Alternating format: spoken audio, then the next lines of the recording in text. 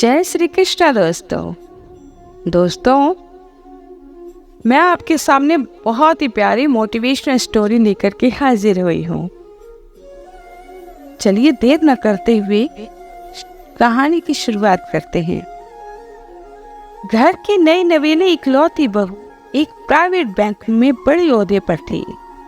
उसकी सास तकरीबन 1 साल पहले ही गुजर चुकी थी। घर में बुजुर्ग ससुर और उसके पति के अलावा कोई न था।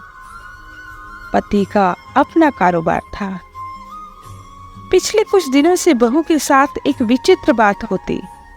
बहू जब जल्दी जल्दी घर का काम निपटाकर ऑफिस के लिए निकलती, ठीक उसी वक्त ससुर उसे आवाज देते और कहते, बहू मेरा चश्मा साफ कर मुझे देती जा। लगातार ऑफिस के लिए निकलते समय बहू के हाथ चश्मा मंगवाते।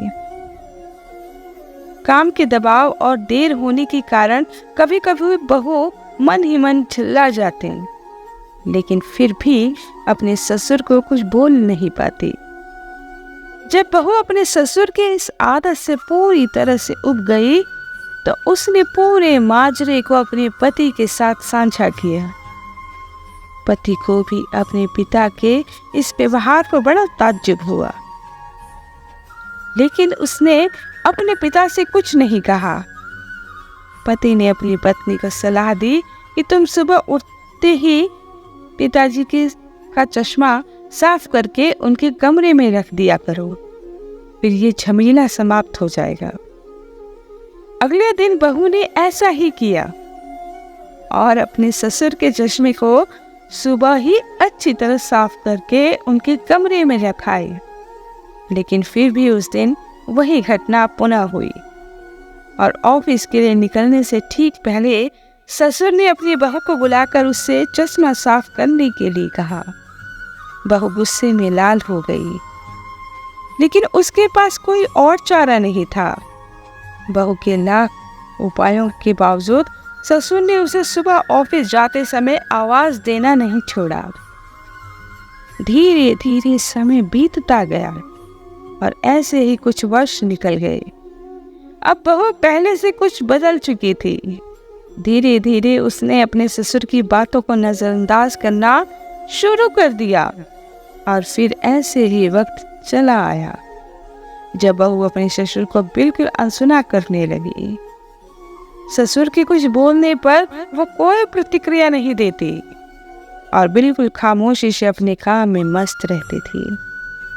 गुजरते वक्त के साथ ही एक दिन बेचारे बुजुर्ग ससुर भी गुजर गए। समय का पहिया कहाँ रुकने वाला था, वो घूमता रहता था। छुट्टी का एक दिन था। अचानक बहू के मन में घर की साफ सफाई का ख्याल आया।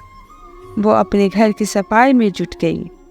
तब इस सफाई करने के दौरान मृत ससुर की डायरी उसके हाथ लग गई। बहू ने जब अपने ससुर की डायरी को पलटना शुरू किया तो उसने एक पन्ने पर लिखा था, दिनांक 26/10/2019। आज की इस भागदौड़ और बेहद तनाव व संघर्ष भरी जिंदगी में घर से निकलते समय बच्चे अक्सर बड़ों का आशीर्वाद लेना भूल जाते हैं, जबकि बुजुर्गों का यही आशीर्वाद मुश्किल समय में उनके लिए ढाल का काम करता है। बस इसलिए जब तुम चश्मा साफ कर मुझे देने के लिए झुकती थी तो मैं मन ही मन अपना हाथ तुम्हारे सिर पर रख देता था, क्योंकि मरने से पहले तुम्हारी सास ने मुझे कहा था कि बहू को अपनी बेटी की तरह प्यार से रखना और उसे ये कभी भी मत महसूस होने देना कि वो अपने ससुराल में है और हम उसके माँ बाप नहीं हैं। उसकी छोटी मोटी गलतियों को उसकी नादानी समझकर माफ कर देना। वैसे मेरा आशीष सदा तुम्हारे साथ है बेटा। डायरी पढ़कर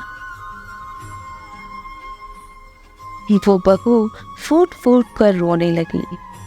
आज उसके ससुर को गुजरे 2 साल से ज़्यादा समय बीत चुके हैं, लेकिन फिर भी वो रोज घर से बाहर निकलते समय अपने ससुर का चश्मा साफ कर उनकी टेबल पर रख दिया करती है, उनके अनदेखे हाथ से मिले आशीष की लालसा में।